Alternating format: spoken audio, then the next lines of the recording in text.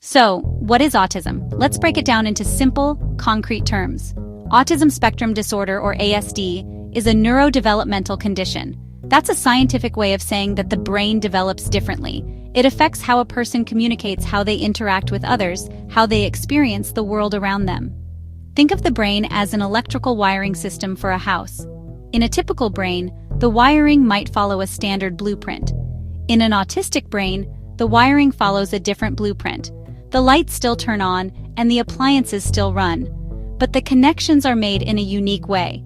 This isn't a faulty system, it's just a custom-designed one. This different wiring leads to a wide spectrum of traits. That's why it's called a spectrum. No two autistic people are exactly alike. Some need support. Some may be nonverbal and require significant support in their daily lives. Others may be professors at universities, leading experts in their fields. They might still struggle with small talk at a party. The core areas affected are social communication and restricted, repetitive behaviors or interests. Social communication challenges can look like difficulty understanding body language or taking things very literally, finding it hard to start or maintain a conversation. These repetitive behaviors are often ways to self-regulate and manage sensory input. Flapping hands, rocking back and forth. Deep, passionate interests provide comfort, predictability, and joy. They can be about anything: trains, dinosaurs, electrical grids, or even specialized topics like cattle handling. The final piece is sensory processing. Many autistic individuals have heightened or dulled senses.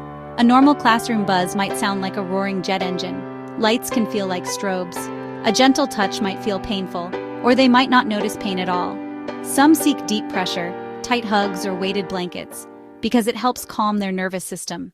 It is critically important to understand the difference between a meltdown and a tantrum. They may look similar from the outside, crying, yelling, falling to the floor, but their internal causes are completely different. A tantrum is a behavior. It is a choice, even if it's a choice made by an immature brain that has poor impulse control. The child wants something, a toy, a cookie, to avoid bedtime. They are using this outburst to try and get it. They check for a reaction. There is a goal and awareness. There is intent. A meltdown is not a choice. It is an involuntary response to being completely overwhelmed. Think of it like a computer that has too many windows open and finally crashes. The amygdala, our alarm, can take over. The child is no longer in control. One is a want, the other is a can't. Let's look at two scenarios to make this distinction crystal clear. First, imagine a little boy named Leo in a grocery store. He sees a brightly colored box of sugary cereal he wants. His mother says no. Leo begins to cry. "But I want that one!" He yells, stomps, and keeps watching his mother to see if her expression changes.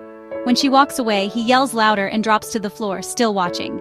This is a tantrum. He wants something and seeks an audience. Now a girl named Maya. Bright lights humming, beeping scanners, strong smells. Her brain is working overtime. Carts rush past. Her mother's voice gets lost in the sea of noises. A cart bumps her. It's the final straw. She screams, covers her ears, squeezes her eyes shut, rocks and bangs her head, lost in internal chaos. This is a meltdown, not caused by wanting something, caused by sensory assault. Giving her a box of cereal would do nothing. In Leo's case, his mother might calmly say, "I see you're upset, but we are not buying that cereal. You can walk, or I can carry you to the car." Maya's mother needs to get her out of the environment, to a quiet corner, speaking softly or not at all. You handle a tantrum with clear boundaries. You handle a meltdown with safety, compassion, and sensory reduction. One is a want, the other is a can't. To truly empathize, we need to look at the why. Why does an autistic brain react this way? It comes down to brain structure and how it processes information. Research like fMRI shows autistic brains often have an overreactive amygdala. The amygdala is the brain's alarm system. It detects threats and triggers fight or flight. In many autistic people, this alarm is extra sensitive. Things a typical brain finds annoying can be perceived as genuine threat. Think of a typical brain as having a filter that tunes out irrelevant background noise. The hum of a fridge or distant chatter is easy to ignore. In the autistic brain, that filter can be weak or non-existent. All sensory input floods in at once. The brain can't decide what to focus on. That constant bombardment is exhausting and stressful. Autistic brains often thrive on routine and predictability because it reduces new information to process. A predictable world feels safe.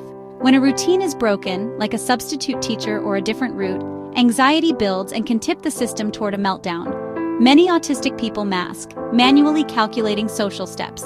It's mentally draining. By the end of the day, there may be nothing left in the tank. A small request can be the final straw. When a child is in the middle of a meltdown, your role is to be a calm, safe anchor in their storm. This is not a teaching moment. First priority, safety. Gently move them away from anything that could cause harm. Second priority, reduce sensory input.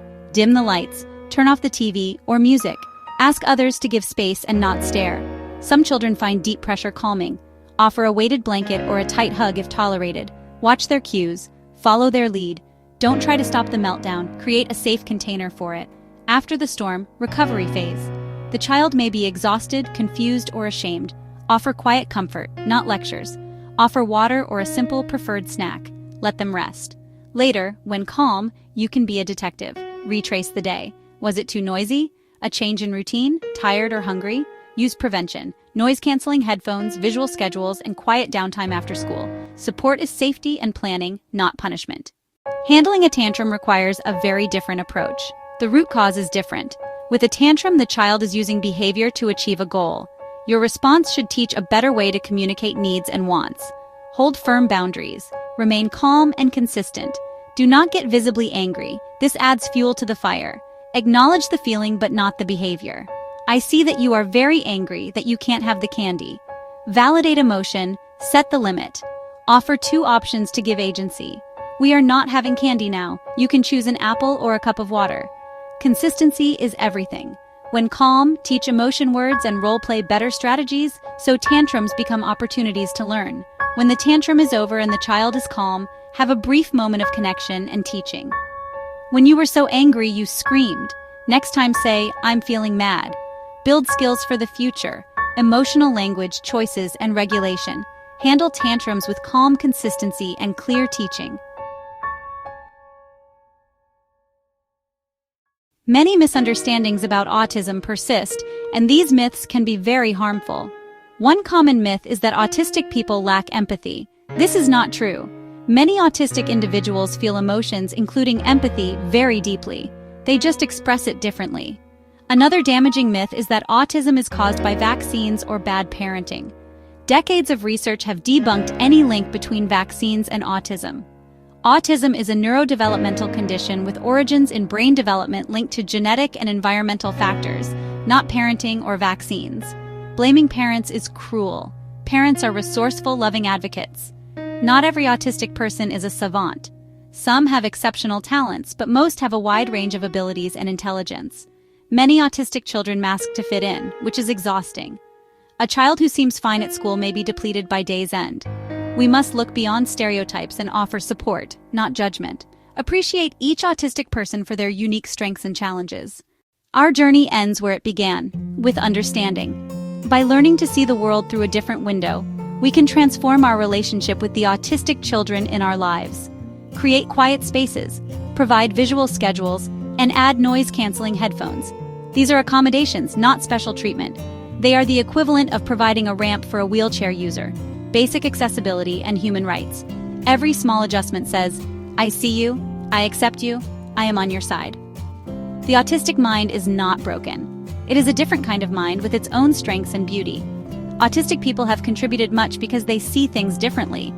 By nurturing strengths and supporting challenges, we help them find their place in the world, not by forcing conformity, but by celebrating what makes them unique.